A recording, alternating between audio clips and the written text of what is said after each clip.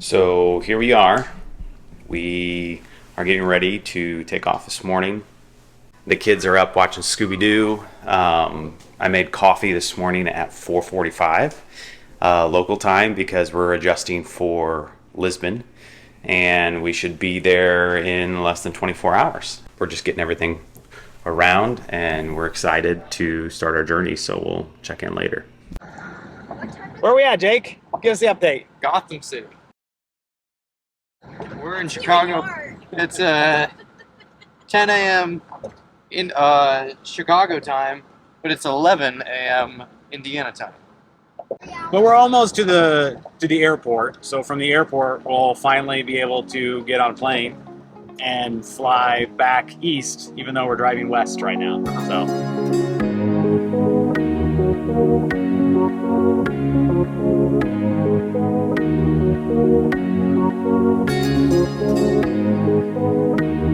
We are in Lisbon. We arrived here 24 hours ago-ish. We slept last night like rocks for like 11 hours, which is amazing, at our first Airbnb. And now we are getting ready to take a walking tour so we can get a little bit more acquainted with the city of Lisbon.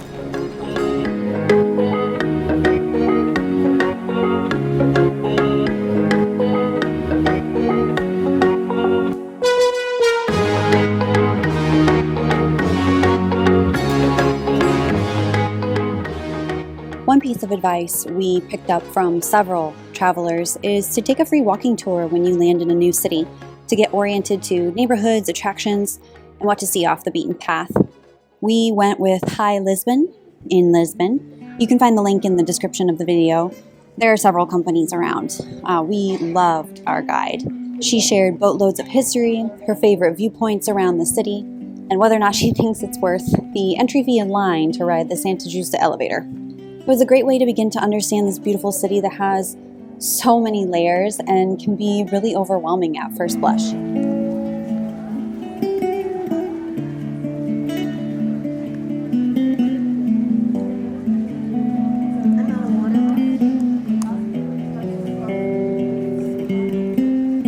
So we just finished up at the Lisbon Aquarium, and it was really fun. Isaac got a little bored. I totally thought that it was worth it. Our kids really loved it. We were there for about 3 hours. So I think it's totally worth the price, especially if you have kids. It's gorgeous. Everything is in English and in Portuguese and a little bit of French. I heard some French in there. And then they have this really beautiful park right outside of the aquarium where you can let your kiddos run free ranging right now. And they just take their sandals off or shoes and they can run around, and it's right on the edge of the coast of the sea. So it's really nice to go walk along the boardwalk and check out the water as well. 2 thumbs up in my opinion.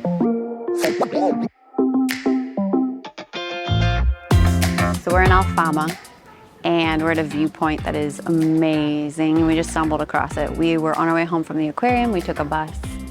I got a little motion sick, so Isaac was kind and got us off a couple steps too early so we could walk home the rest of the way. And we are in Alfama, which is a really popular neighborhood in Portugal. It survived the earthquake in the 1700s, so it still has really tight-knit, narrow streets that don't have a lot of space, and it goes every which way.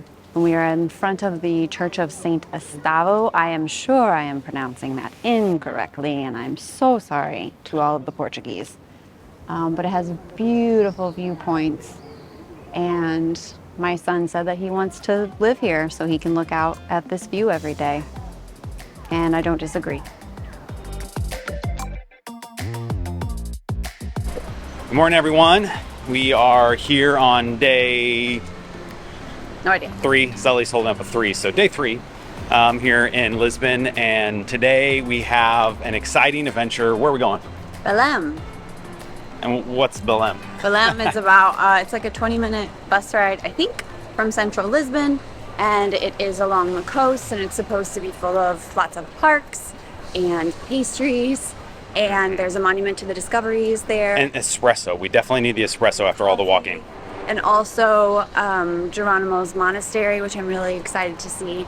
So lots to see, and it's outside, and it's supposed to be really beautiful and full of beautiful parks and kind of a slower pace than central Lisbon, which will be nice and different.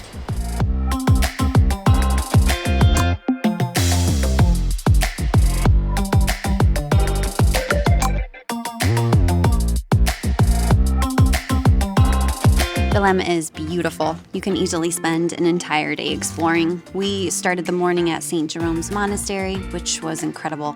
Built in the 1500s and a survivor of the 1755 earthquake, the monastery is a UNESCO World Heritage Site, and our kids loved exploring the cloisters, trying to keep track of how many different details they could find on each unique arch and mullion. It was incredible. After the monastery, we popped over to the Monument to the Discoveries, a 170-foot tall limestone sculpture commemorating the 500th anniversary of the death of Henry the Navigator. You could pay to see the viewpoint from the top, but our kids used the time to rest in the shade and watch the pigeons because balance. Of course, we had to swing by Pastéis de Belém for Pastéis de Nada, which did not disappoint. 10 out of 10 worth the hype and the line. Belém holds so much more than we were able to cover, but that's part of the reality of traveling as a family. We say yes to a few things and create space for rest and recovery, and that's okay. I'm overjoyed when my kids get curious about something, and it's important to create space around that curiosity so it doesn't burn out. Lisbon was a delight, and we hope that one day we can return for more exploring, learning, and pastéis de nada. If you enjoyed this quick tour of Lisbon, we have a lot more stops on the travel docket, so like and subscribe for more and keep in the loop with where we go next.